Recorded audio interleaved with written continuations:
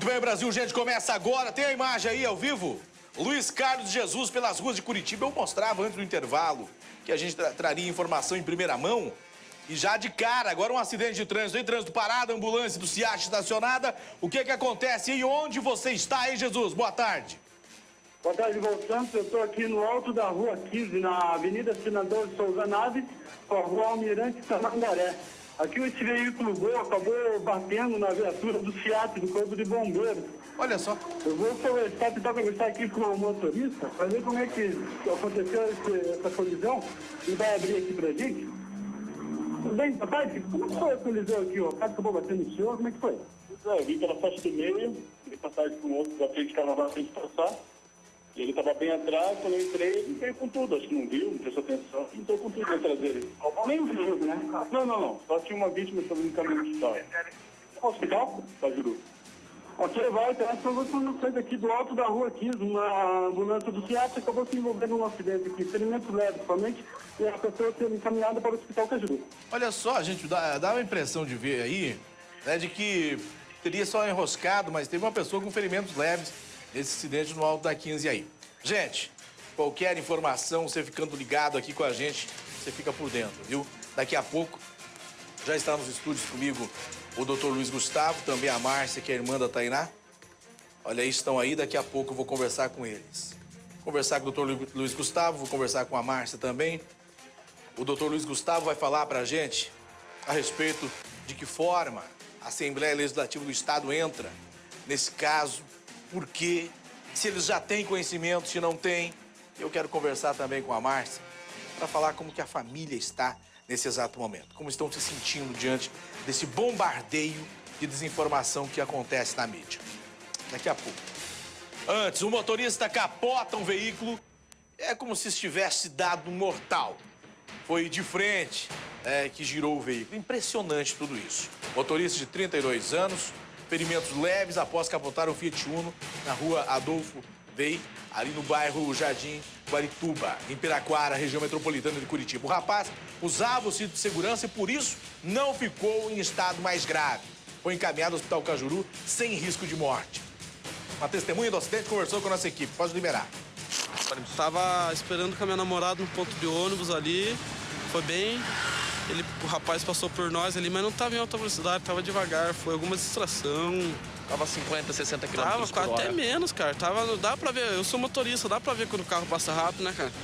Então, tava bem, não tava rápido, não. Foi distração. Ali foi distração dele. Olhou pra algum canto ali que não pode acontecer um negócio desse. Correndo aqui, vim, desliguei o carro, tava ligado o cara tava em choque. É o que tem que fazer, né, cara? Primeira assistente, liguei pro SAMU já. Deus. Ô, Bruno Henrique, eu não entendi. Como um mortal com o carro, hein, Bruno? Eu diria como se fosse uma cambalhota, viu, Val? Você usou mortal, mas... Que escreveram pra mim aqui mortal. Eu não entendi mortal. Eu fiquei quietinho na minha aqui, eu não vou entrar nessa. Eu falei não, mortal, Val. tava aqui. Mas como que foi aí? Me conta. Não, Val, você viu que tem um montante ali de barro. Os moradores tentam erguer as casas devido às constantes enchentes. Aí na rua Adolfo Weidmann, aí é a região do Jardim Guarituba, no município de Piraquara. Acredito que o motorista, Val, ele pisou nesse montante de barro. E aí se assustou e na hora de frear, você sabe que vira um sabão, né, Val? Ele tentou frear, perdeu o controle e infelizmente, viu, Val? Ele acabou ali capotando. Foi encaminhado ao Hospital Cajuru, mas graças a Deus não corre risco de morte, Val. E olha só, o caminhão arranca um poste do chão, deixa parte de um bairro sem luz. Essa é a reportagem que eu vou mostrar agora. E por pouco, se não fosse a polícia, o cidadão que supostamente estaria embriagado correu o risco de ser linchado pela população. Libera aí, vai lá. O motorista de um caminhão-baú perdeu o controle do veículo e colidiu contra um poste na descida da rua Jair Silveira, na Vila Sabará, na cidade industrial de Curitiba. O condutor teria perdido o controle do veículo e tentou parar o caminhão jogando contra as muretas de proteção de algumas casas.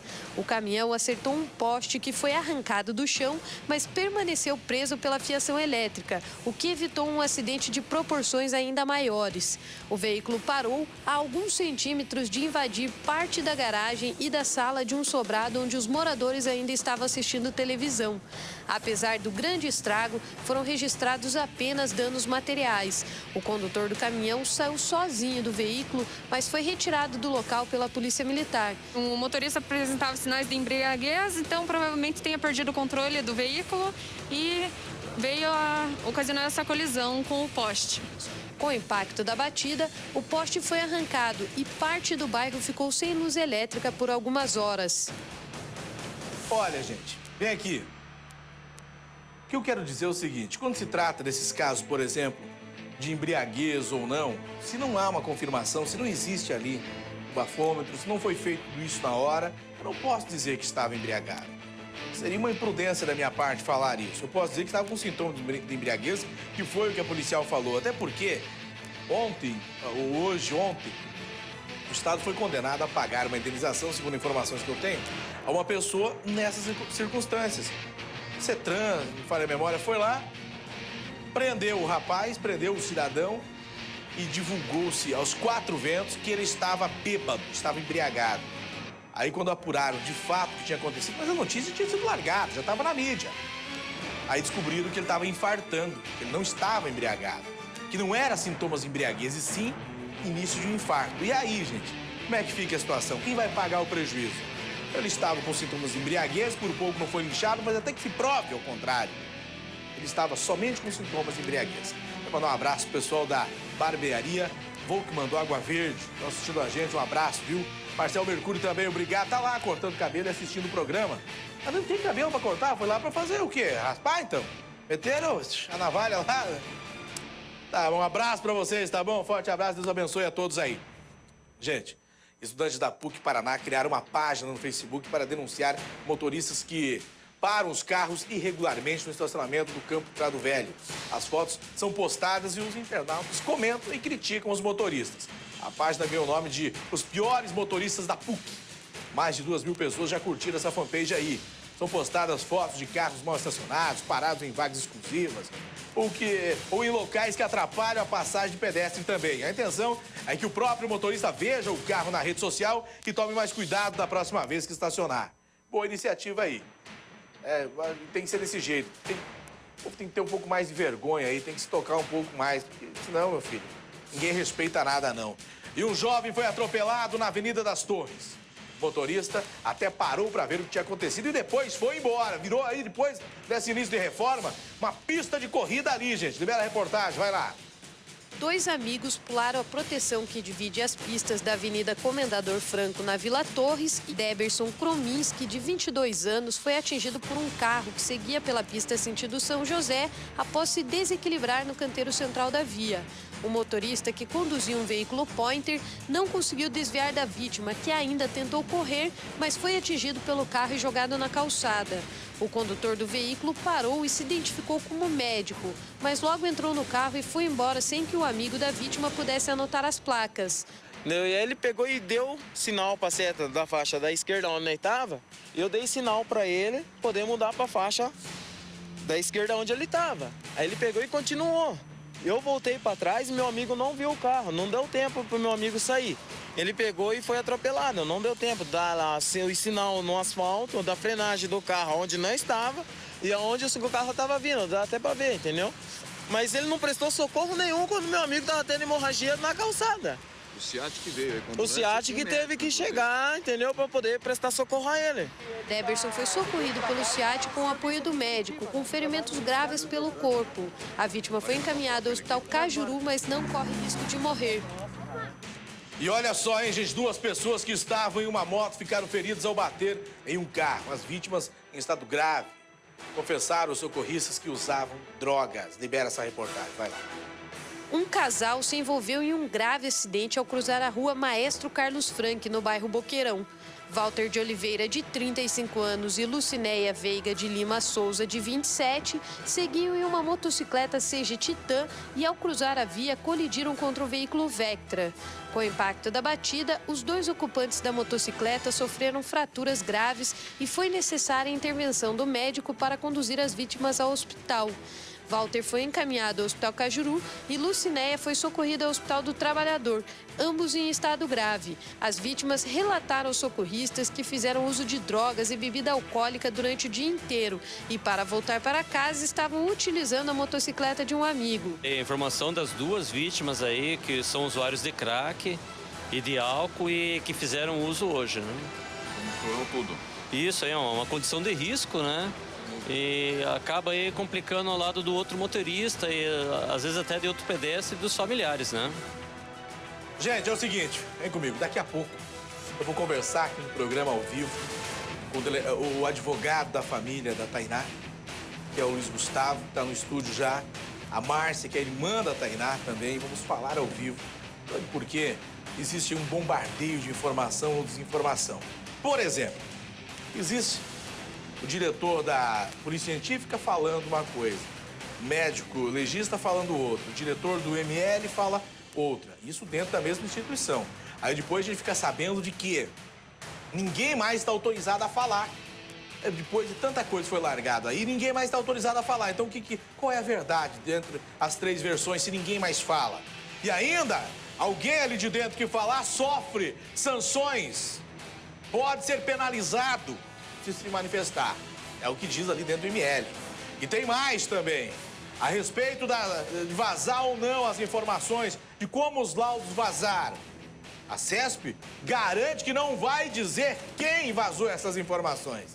Pelo menos a informação que eu recebo, tá no site da Band News aí, não vai informar a população de como vazou, que fica assim mesmo. Vai embora, deixa quieto, afinal de contas, a família da Tainá é uma família pobre, humilde, fosse família de bacana. Eu queria ver se vazasse uma informação dessa, se não iam rolar cabeças ali dentro. Mas quando se trata do povo, parece que a lei funciona de outra forma.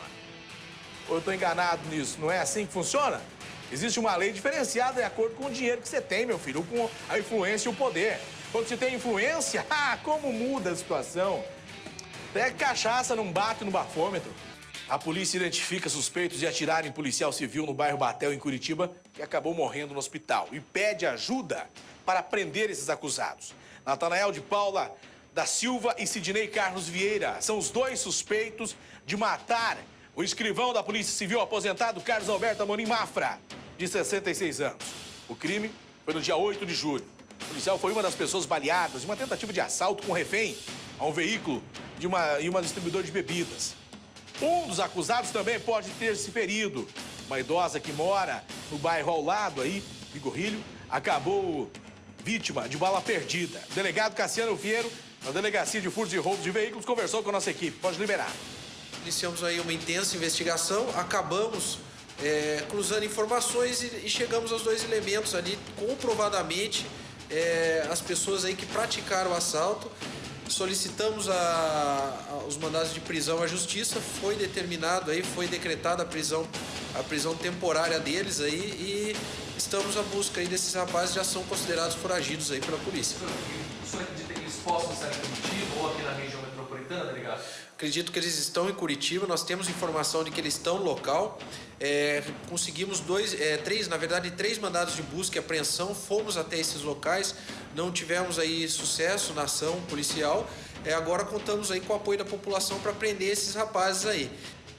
Ô Bruno Henrique, você que conversou com o delegado, essa situação que ocorreu foi uma troca de tiros, o policial estava próximo, acabou se envolvendo na tentativa de ajudar. Sem dúvida. Foi atingido, foi hospitalizado em estado grave, mas infelizmente morreu, né, Bruno? Ele com 66 anos, o escrivão da polícia já aposentado, e se não bastasse também ele, viu, Val, você tá lembrado que um guarda municipal, ele também acabou sendo baleado, mas graças a Deus se recuperou. Eu fiz a pergunta ao delegado a respeito daqueles dois que aparecem na imagem, o Natanael de Paula da Silva e o Sidney Carlos Vieira. E por incrível que pareça, viu, Val? Eles não constam com passagens pela polícia. De onde a polícia tirou as informações de se tratar desses dois aí? Através de retrato falado, através de testemunhas, e a polícia chegou até esses dois rapazes. E lá não consta a fotografia de nenhum deles lá naquele álbum tão famoso na Delegacia de Furto e Roubo de Veículos. São novos assaltantes, de acordo com a polícia, Val.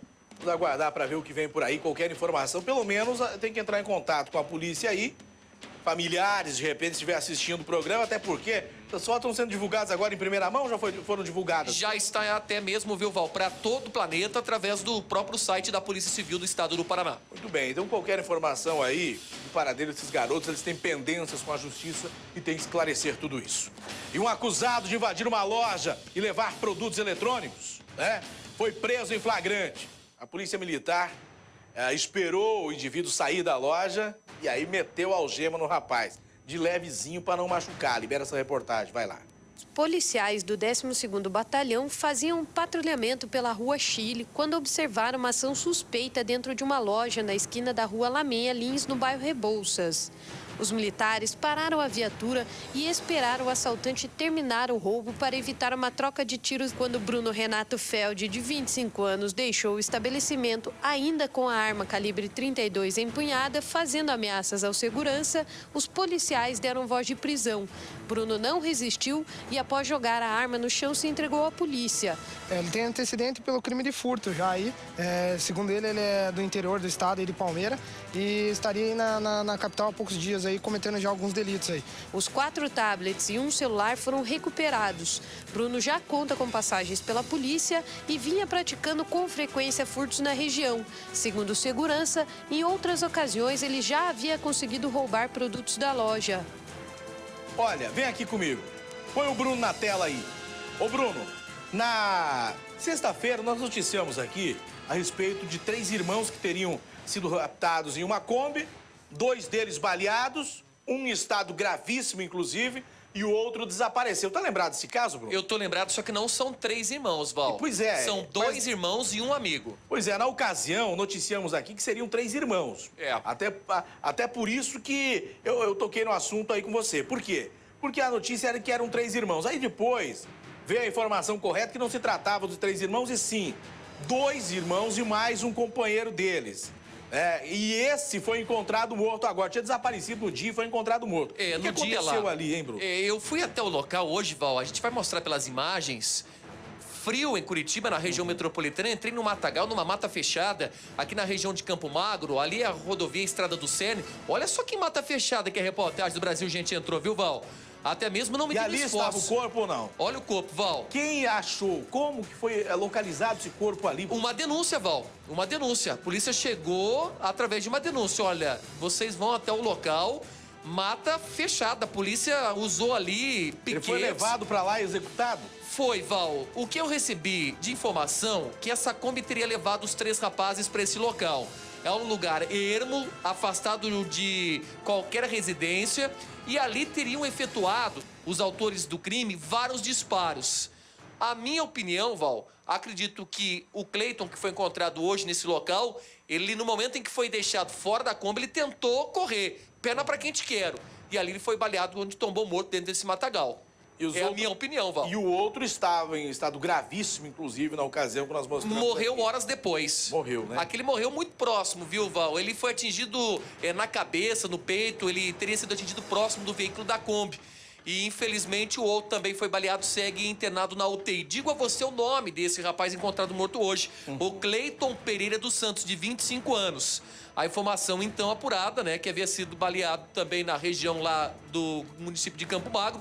E também os envolvidos, viu, Val? Marcos Pereira dos Santos, de 23 anos, e o tal do Gabriel, de 22 anos, que morreu horas depois. Motivos ainda a polícia não tem? A polícia acredita o envolvimento com o tráfico de drogas. Eu conversei com o pai de um dos jovens e também a informação que eles já estavam sendo investigados com os constantes crimes de assaltos à mão armada lá mesmo no próprio município de Campo Magro. O pai falou, então pode liberar. Vai lá. Não queria, de jeito nenhum. Queria dar internamento, não queria. Não parava em casa. Não parava ali. Ele já estava roubando as coisas dentro de casa? Já aí no Campo Magro aí, a gente sabia já, né? Só falatório, andava. Até dentro de casa também, meio, tirava as coisas. O senhor sabia que ele estava envolvido com as drogas? Sabia. Né?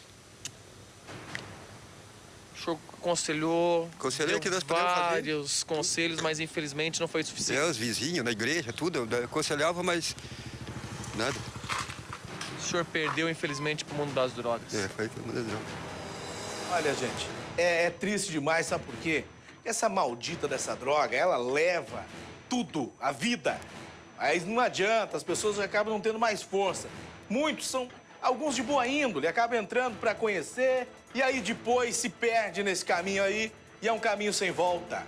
Entrou para conhecer, para provar e depois vira bandido, vira ladrão, vira assaltante e depois é morto. Ou em troca de tiros ou então em desacerto entre os traficantes, entre eles mesmos. É lamentável esse caminho, é desgraçado mesmo, viu? Olha, pode deixar o Bruno de lado lá, depois eu volto a falar com o Bruno. Eu tenho um outro assunto para falar aqui, meu caro Fábio. Então o que eu quero dizer para você é o seguinte, daqui a pouquinho eu vou conversar com a irmã da Tainá, a Márcia, que já está no estúdio. E nós temos muito para conversar aí, né? A gente já colocamos reportagem gravada, colocamos várias vezes o assunto aqui no ar, mas daqui a pouco eu quero conversar ao vivo com ela aí, tá bom? O Andarilho quase tem a orelha decepada em Curitiba por causa de uma mordida.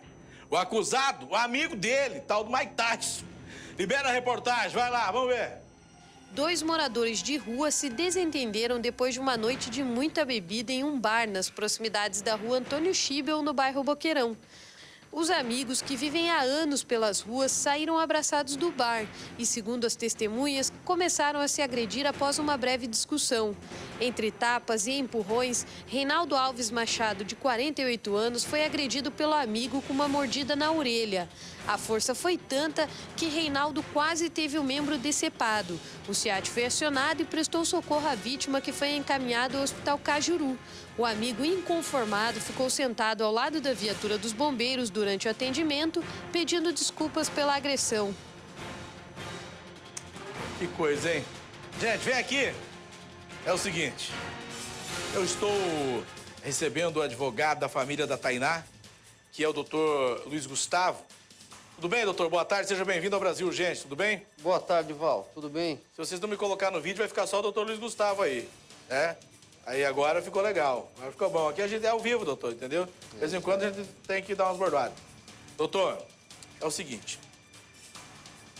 teve-se uma reunião com a Comissão de Direitos Humanos da Assembleia Legislativa do Estado do Paraná. Por que dessa reunião, hein, doutor? Perfeito, Val. O que acontece? A família já estava um tanto quanto desacreditada. Tem um confronto de informações aí, Val, entre autoridades, IML, Instituto de Criminalística, Polícia Civil, a própria Secretaria de Segurança Pública e o governador veio à tona. E ninguém olha para o povo, Val. Ninguém olha para a família, ninguém olha para nós. Em virtude dessa obscuridade que tem tudo, a família, eu tomei a liberdade de bater as portas da Assembleia Legislativa. Será que vai valer a pena? Vale a pena, doutor? A gente precisa de transparência, né, Val? A gente precisa de transparência. É um ponto a mais, o senhor quer dizer? Perfeito, Val. É uma soma a mais. Interesses obscuros talvez estão atrapalhando. O caso está solucionado, Val. Teu telespectador que acompanhou ontem o doutor Fábio Amaro já sabe disso, Val. O caso está solucionado.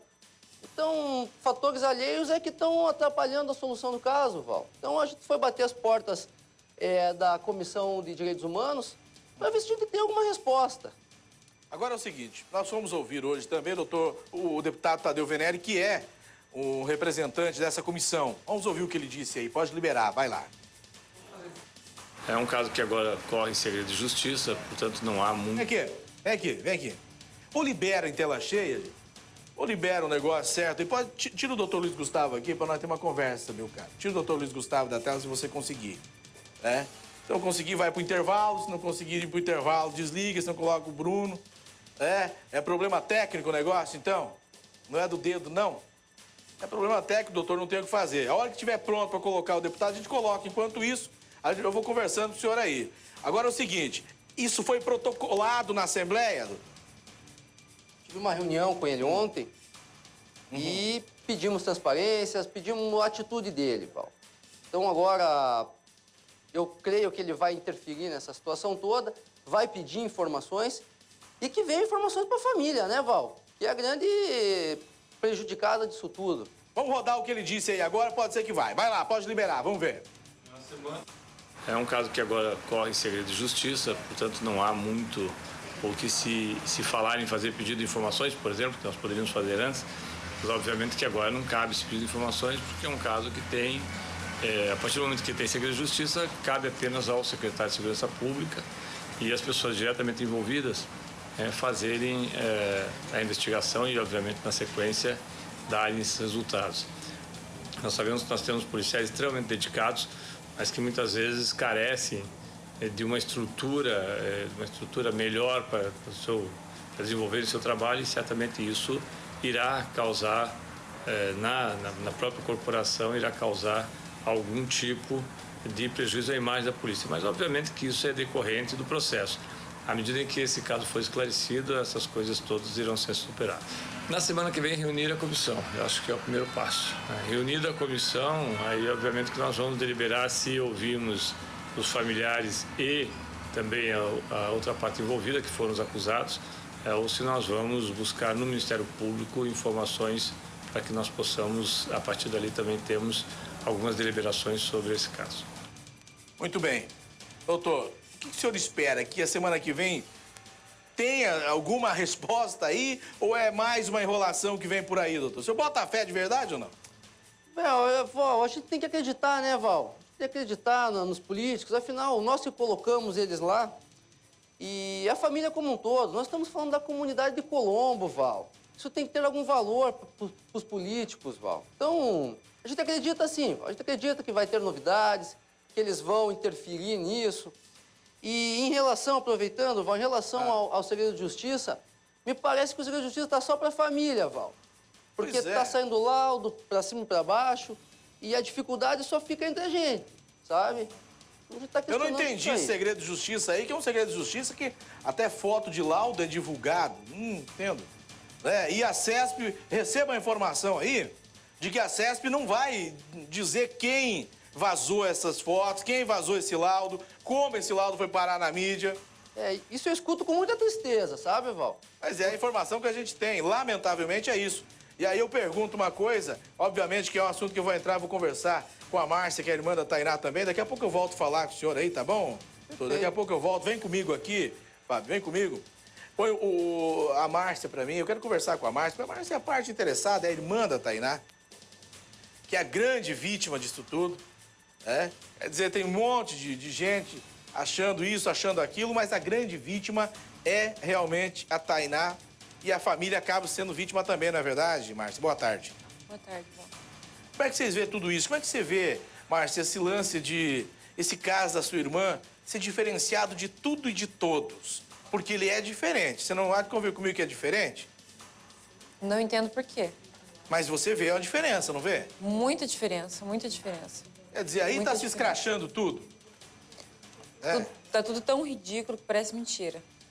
Como é que vocês em casa, mãe, que acompanha a televisão, você acaba acompanhando, acaba vendo tudo isso. Assuntos e casos que vocês não tinham conhecimento, de repente fica sabendo pela mídia e muitas vezes, na maioria delas, mentirosas ainda, né, Márcia? A maioria é mentirosa mesmo, absurdo. A menina que eles estão colocando na televisão não é a Tainá. Olha, a gente chega a pensar que morreu outra menina junto com ela e estão confundindo, porque falam que a menina era coisas absurdas, falam absurdos dela. Daí, esse negócio de segredo de justiça, isso não existiu mesmo, só existiu pra gente, isso eu posso afirmar.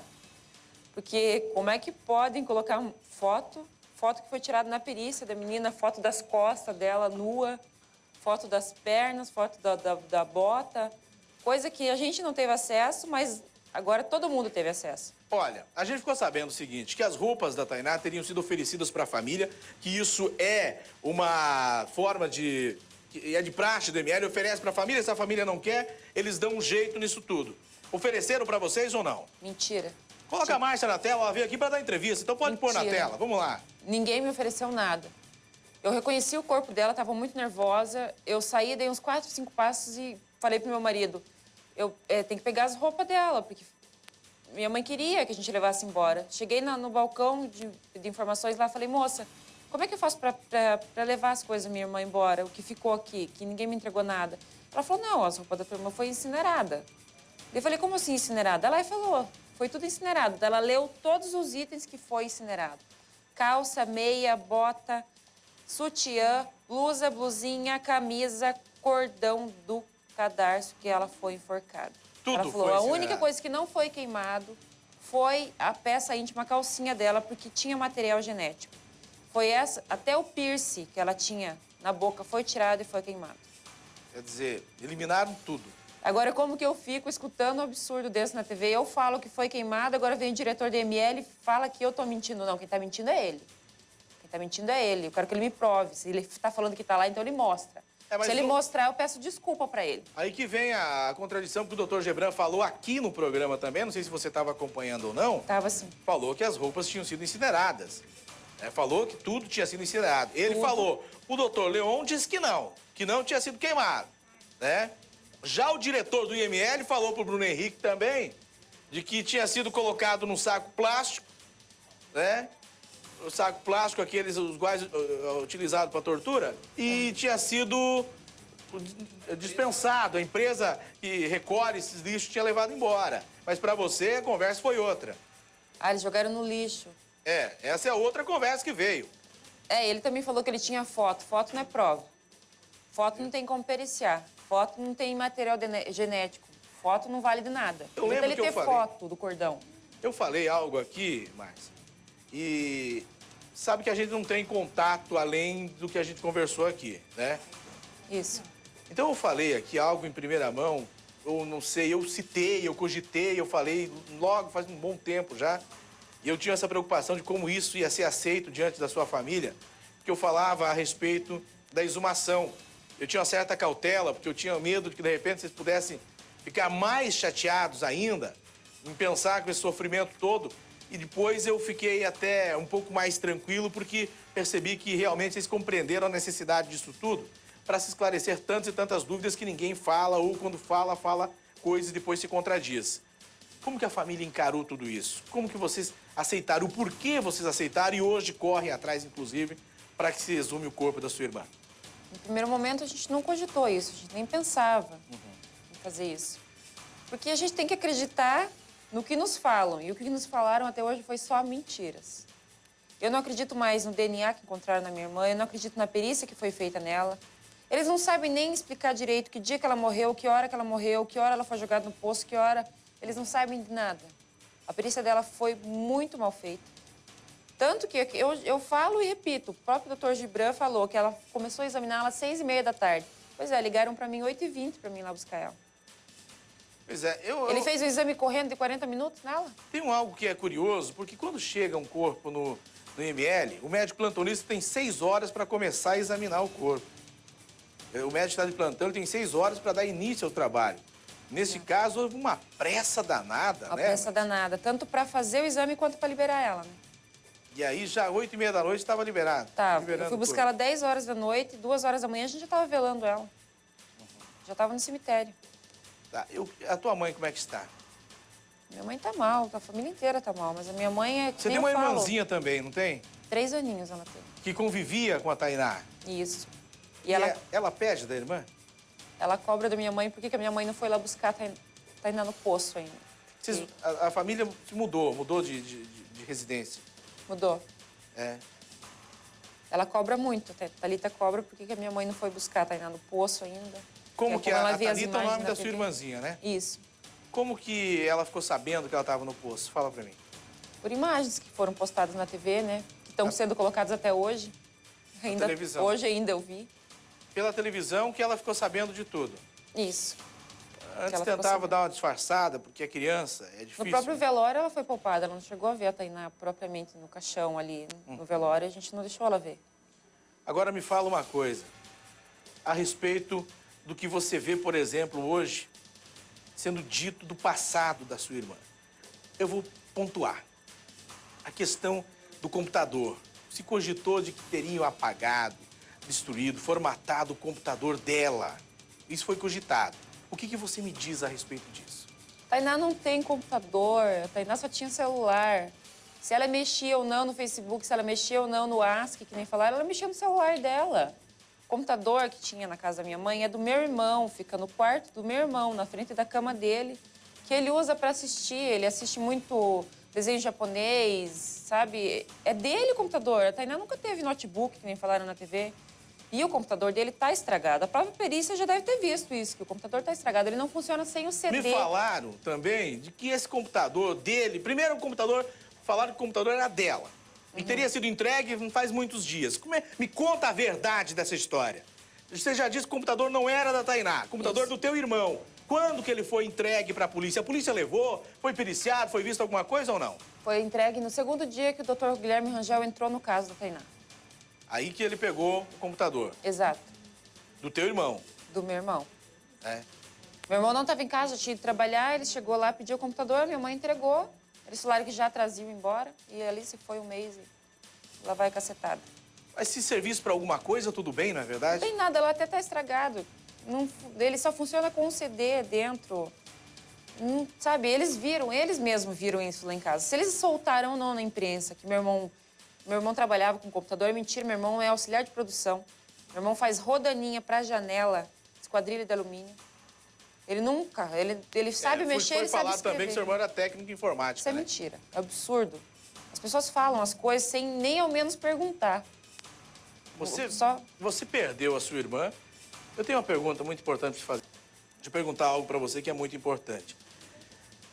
A sua família tem bens, tem posse? É família rica? Não. Você se sente, por não ser, se sente, tá sentindo um tratamento diferenciado nesse meio todo aí ou não? Você acha que se fosse família rica, sua irmã estaria sendo escrachada como está sendo escrachado? Imagem, foto, fofocas, boatos, sem medo, sem piedade nenhuma. Quer dizer, fala e pronto. Você acha que isso aconteceria se a família fosse rica? Claro que não. Claro que isso não ia estar acontecendo. Isso dói, não dói? Dói muito, é absurdo. Até colocaram, tem algumas coisas postadas na internet lá que minha mãe foi subornada para ficar quieta, que tem alguém pagando. Eu convido essas pessoas que estão escrevendo isso a lá em casa, abrir a geladeira da minha mãe, abrir o armário da minha mãe, abrir a carteira da minha mãe, que minha mãe trabalha o mês inteiro para pagar as contas e às vezes fica a conta para trás. Que nem todo pobre acontece com todo mundo que está aí em casa. Tem muita gente em casa que está assistindo, que passa pela mesma situação. A minha mãe tem 7 filhos. É difícil. Falam que ela não está sofrendo. Não, filho dá força. Eu tenho 4 também. Filho dá força pra gente. Agora, filho faz a gente levantar de manhã com vontade de trabalhar para poder fazer alguma coisa por eles. Agora, você falou em outras entrevistas também que você encontrou com os rapazes quando o corpo estava sendo procurado na delegacia. O que você sentiu?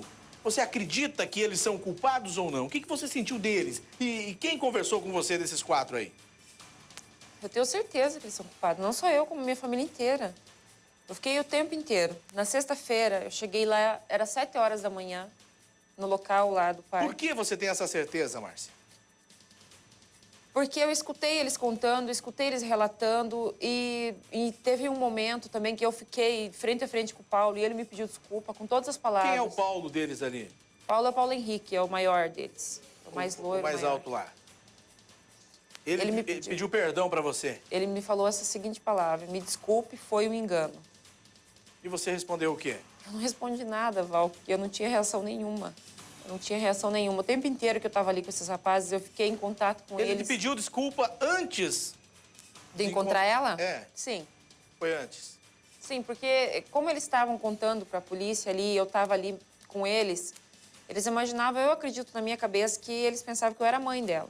Como eu estava ali pedindo por eles e eles faziam buraco, estavam procurando e eu estava ali sempre perto, próximo. Então, eu acho que eles, na cabeça deles, eles imaginavam que eu era a mãe dela. Que eu que estava ali chorando, sofrendo, toda suja, né? Eu tinha chegado ali 7 horas da manhã, era 7h30 da manhã, eu estava ali já. Eu fiquei em contato com eles naquele dia umas 9 horas. Márcia, você conversou com a amiga da Tainá? Depois com a Brenda? É. Conversei. E sobre o que vocês conversaram? Não precisa falar tudo, mas vocês falaram sobre o dia, o que foi, se ela conversou alguma coisa, se ela estava temendo por alguma coisa. Nada não conseguiu tirar de diferente disso, de novidade? Esses amiguinhos da Tainá que estavam com ela no dia são crianças, eles não têm nada para esconder. Isso eu tenho certeza, não tem porque uma menina de 15 anos vai esconder um assassino que pode ir matar ela. Se ela soubesse de alguma coisa, ela ia contar. Imagina, ela ia estar morrendo de medo, ela já ia ter fugido do mundo, porque se essa pessoa sabe que ela sabe e ela não conta, essa pessoa ia fazer mal para ela. Sabe uma coisa, Márcia? Porque as fofocas surgem, e quando a gente está aqui, que nem a gente está agora, ao vivo, frente a frente, para falar, é legal que eu pergunte para que elimine qualquer dúvida.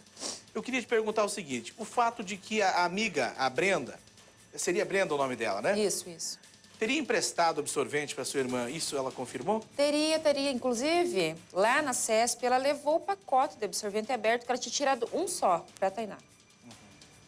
Um só. E era ela o mesmo levou. absorvente que foi encontrado lá do lado do corpo? Isso. Não, isso eu já não sei. Porque não mostraram... Levaram a calcinha da Tainá, uma foto pra minha mãe reconhecer, mas o absorvente não levaram pra Brenda reconhecer. Isso não. Eles já expuseram tantas coisas, mas algumas coisas, em vez de eles mostrar, eles escondem da gente. Às vezes mostra-se o que é interessante, né? O que não é, se esconde. Na realidade... Lógico que eu não quero aqui, Márcia, escrachar ainda mais, explorar nada. Eu só quero eliminar algumas dúvidas e eu tenho que tirar essas dúvidas com você. Não tem outra pessoa que possa me falar. Tem várias pessoas, antes de acontecer tudo isso, muito antes, que me falaram, vizinhos e na delegacia também, que no local do crime, no momento, a Jussara não recolheu o absorvente da Tainá. Inclusive o delegado Fábio Amaro também falou isso. O absorvente foi recolhido depois. Antes dela ir na televisão, antes dela falar da polícia, eu já sabia disso. 2 dias depois foi recolhido o absorvente. Eu cheguei em casa, contei, e tanto que já não estava mais ali. Já não estava mais ali, porque meu pai foi lá depois... E o cinto? E esse cinto que foi entregue para a polícia? Então, o cinto estava do lado do posto. Meu pai foi lá, tinha uma criança lá, a criança recolheu e entregou pro meu pai. Esse cinto estava com a Tainá? Estava com a Tainá. Ela estaria usando esse cinto? Exato. Mas o cinto foi encontrado, mesmo as roupas estando alinhadas, o cinto foi encontrado quando? 2 horas depois. Pelo teu pai? Exato. Ele encontrou o cinto? Isso. E você entregou para a polícia esse cinto? Entreguei. Quer dizer que na hora não foi recolhido, então, as provas, materiais que hoje tanto se cobra, tanto se pede, que vai embasar um processo, um inquérito aí? Você disse que não foram recolhidas essas provas aí? Não. Nem a bolsa da Tainá, nem a carteira da Tainá, nem a identidade, nem carteirinha do escolar, nada. Inclusive, eu encontrei com a Jussara pessoalmente na CESP e eu perguntei para ela se ela precisava de tudo isso. Ela falou, não. Não. Se tivesse necessidade, a gente teria recolhido. E o celular? E o celular da Tainá? O celular eles não encontraram. O celular não foi encontrado? Não. E foi procurado na região ali? O celular da Tainá era uma réplica do Paraguai, então não teria como eles rastrearem ele, entendeu? Porque era uma réplica, não era um celular original. Mas não foi encontrado nas redondezas ali? Não. Agora, uma outra coisa que eu queria te perguntar. Você sabia se ela tinha namorado, namoradinho ou não? Olha, que nem eu falei, foram levados vários meninos lá. Que a gente não conhecia, era 2 ou 3, a gente conhece todos. E todos têm a mesma opinião sobre a Tainá.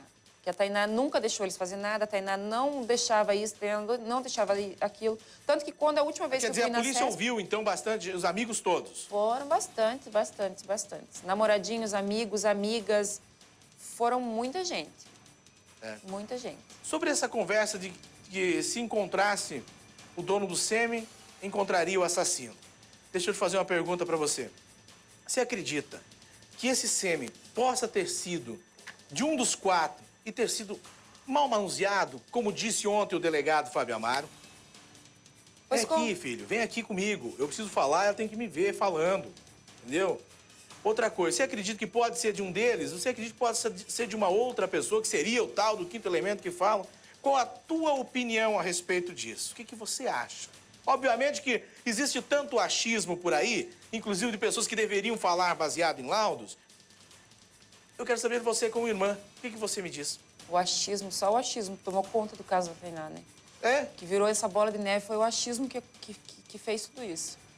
Não existe 5º elemento, eu não acredito nisso, não. Se existisse, esses meninos tinham contado logo no começo, não existe ninguém. Eu acredito sim que foi mal manuseado ou que esteja contaminado, porque a resposta que eu obtive quando eu fui buscar a roupa dela é que a roupa dela estava contaminada. Eu não pude chegar a 1 metro da Tainá dentro do IML, porque uma moça me empurrou para trás e falou que eu não podia encostar nela, que ela estava contaminada. Agora, que contaminação é essa? Eu quero que vá lá, tire um pouco daquela água daquele poço e leve para ver que contaminação tem nenhuma. É um poço que foi feito para uma casa que existia lá. Era um poço que a família devia beber água, usar água para lavar roupa, para tomar banho. Não tem nada de contaminação lá dentro. Agora, se querem que eu acredite que a roupa dela estava contaminada e ela também, então esse DNA está contaminado também. Na verdade, é isso que eu tenho que pensar. Eu acredito sim, que nem já me falaram várias vezes, a gente já viu matérias que o IML de Curitiba é precário, sucateado, não consegue trabalhar direito. Como é que querem que eu acredite numa situação dessa? Eu não acredito. Não acredito mesmo. Para mim, essa contraprova, mesmo que dê ou que não dê, o que vai valer? Não vai valer. Mas você quer que exume o corpo, a família quer que exume o corpo da Tainá, é isso? Com certeza. E cada vez que eu ouço uma probabilidade de haver uma resposta não, daí que a gente quer mais ainda. Porque por que não? Por que não fazer? Por que não? Vocês procuraram quem para pedir essa exumação do corpo? Quem foi procurado? O delegado Guilherme Rangel foi procurado por você? Você esteve lá conversando com ele faz Tive, sim. 2 semanas, é isso? Não sei. Eu acho que faz, uns 15 dias. A gente pediu para ele. O que você sentiu? Sentiu uma resposta positiva ou não? Não. Não. Quem mais vocês procuraram? Eu senti que ele está muito desanimado. Eu acho que ele trabalhou muito. É que nem ele próprio falou para mim. A gente gira e volta e cai nos 4 rapazes. Agora é o seguinte, eu quero deixar um espaço também para que você possa desabafar aí, porque eu sei que você tem muito para falar. Eu quero deixar 1 minuto para você falar sobre isso. Gente, o Ministério Público convocou, já volto com a Márcia, o Ministério Público convocou hoje de manhã uma coletiva para falar do caso da morte da Tainá. Informou que já recebeu provas e não descarta, inclusive, que pode oferecer denúncia em até 15 dias. Libera aí, vai lá. Eu tava esperando com a minha namorada um pouco. Vem cá. Eu quero a do Ministério Público, entendeu? É hoje que depois do programa o Paulo vai comer, tô vendo tudo. Se tiver o doutor Paulo aí, pode liberar, vai lá, vambora. Há uma expectativa positiva de nós analisarmos conclusivamente, vamos falar esse inquérito, mas é uma expectativa somente. Com o contato dos autos, nós vamos receber o inquérito, mesmo porque nem todos os depoimentos os promotores acompanharam. Foram alguns deles. Então, nós temos que reanalisar o inquérito, porque o inquérito vai chegar pela 2ª vez ao Ministério Público, cotejando com esses elementos de prova. Se nós acharmos que é suficiente para iniciarmos o processo, assim o faremos e do modo mais breve possível. Se for o caso de renovar o prazo, assim nós vamos nos manifestar. Olha, vem aqui. Agora deixa eu falar com a Márcia. Põe a Márcia de novo aí na tela para mim. Eu quero falar com a Márcia pra gente finalizar, porque o tempo passa muito rápido. O assunto, ele interessa a todos. A primeira vez que eu converso com a Márcia dessa forma, com todo esse tempo, com toda essa tranquilidade. Se tiver como eu conversar com a Márcia, vai ser interessante. Eu queria abrir um espaço para a Márcia, para que ela possa desabafar, possa falar o que você está sentindo, como você está vendo tudo isso e o que a família espera, hein, Márcia? Márcia, tá me ouvindo? O que a família espera aí, hein, Márcia? Fala para mim. Pode falar que o pessoal aqui se vira. Vai lá. Nossa, eu queria falar uma coisa antes. Por que tanto tempo? Para que pedir 15 dias, 30 dias? Eu concordo com o doutor Fábio Amaro, que ele falou ontem. Eles podem pedir 2 anos, 3 anos. Não existe mais ninguém. Eles não vão conseguir incriminar outra pessoa. Já está lá. É só denunciar eles. Foram os 4. É que nem o Fábio Amaro falou. Faz uma cariação com eles. Eles foram ouvidos lá na CESP com um cafezinho, com aguinha para eles tomarem. Eles foram tratados muito bem. Eles estavam gostando muito do que estava acontecendo. E você? Foi tratada bem também? Eu cheguei lá meio-dia, saí 4 horas da manhã.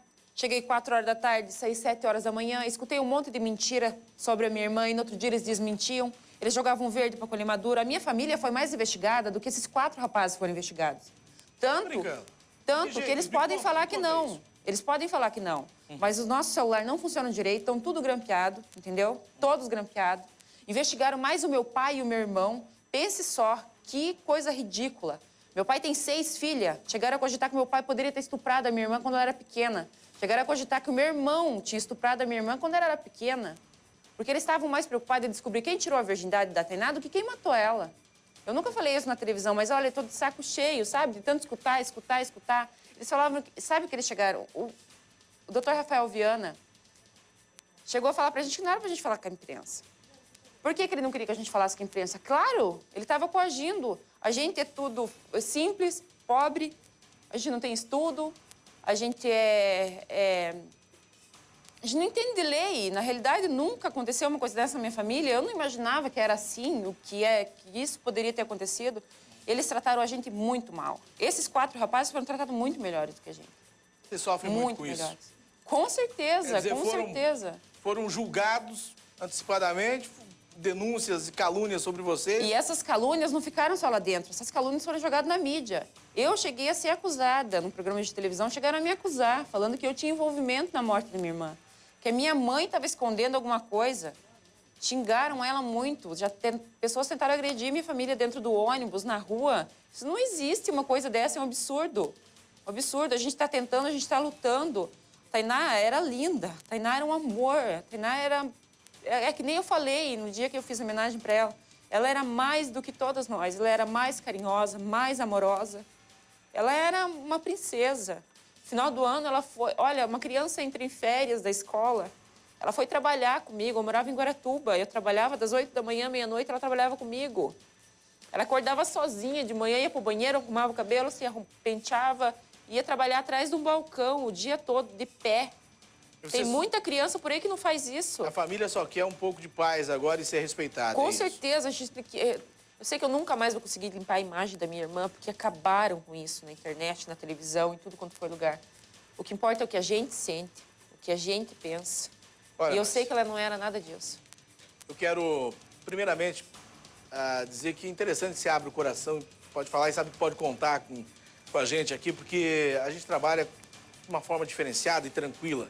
O que deveria se fazer como um todo, porque eu acho que disputas é interessante, mas quando se perde a estribeira aí fica chato. Então, abrir o coração e ter um espaço para vocês falar, porque de repente eu fico aqui falando 1 hora num programa de televisão, mas você não tem um programa de televisão para se defender, então eu não tenho esse direito de agredir você. A não ser que você tivesse a mesma proporção e o mesmo direito de defesa. Se você não tem, eu não tenho o direito de agredir. E nem de agredir ela, ela não tá mais aqui para se defender.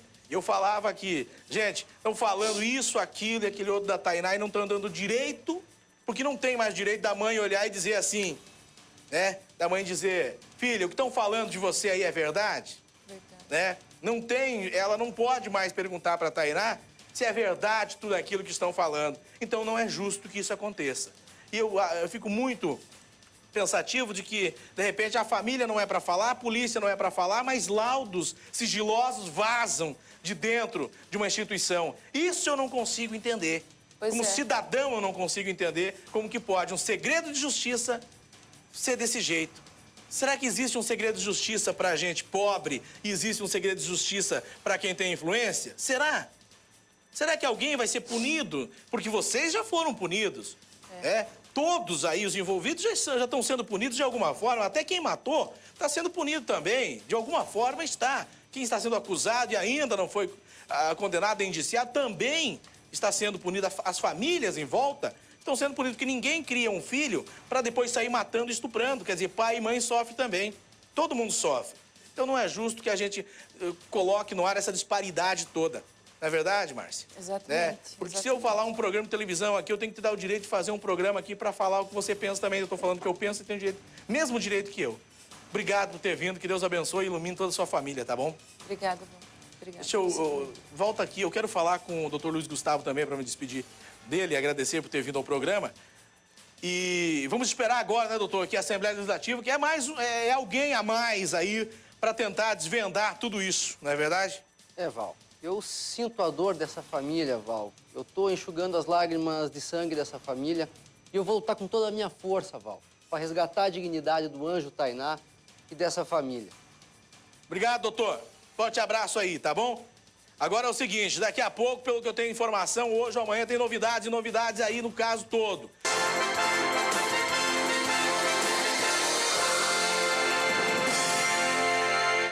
Muito bem, de volta eu quero mandar um abraço pra dona Elza Palassi. É isso, dona Elza, um grande beijo, obrigado pelo carinho aí da audiência, tá bom? E a polícia recupera mais... recupera não, na verdade a polícia acabou apreendendo drogas, é isso, hein, Bruno? Exato, o trabalho dos policiais da DENARC, Val Santos. E recuperou o café roubado também. Tudo isso foi encontrado, um trabalho também no litoral, um trabalho na grande região de Curitiba. Esse foi um trabalho que a gente acabou acompanhando, o Luiz Carlos de Jesus. E eu digo a você, viu, Val Santos, o trabalho segue em relação ao trabalho das autoridades. principalmente nas estradas que cortam o estado do Paraná. Para você ter uma ideia também, agora há pouco foi apresentado na The Dark um trabalho onde a polícia conseguiu apreender 4 quilos de cocaína, 1,5 kg de crack e pelo menos 7 pessoas foram presas com esta grande quantidade de droga aqui na Grande Curitiba. Val. E olha, o que você estava vendo na imagem ali é uma tonelada e meia de café, gente, café roubado, né? Essa é a quadrilha aí que a polícia meteu a mão. 7 pessoas, né, foram presas, tudo isso por volta de 6h30 da manhã, nessa operação que começou logo cedinho aqui em Curitiba. Muito bem, deu um belo trabalho da polícia e é o seguinte, produtos sendo recuperados, drogas sendo apreendidas e o Bruno que já foi embora. Muito bem, pode abrir a imagem direto para São Paulo se você conseguir colocar, que eu acredito que lá vai ser um pouco melhor. O Datena tá brigando com o Ibope lá, tá que um doido. O Datena direto de São Paulo, eu volto amanhã, se Deus quiser, e a justiça dos homens permitir. Fiquem com Deus e até lá. Tchau, tchau.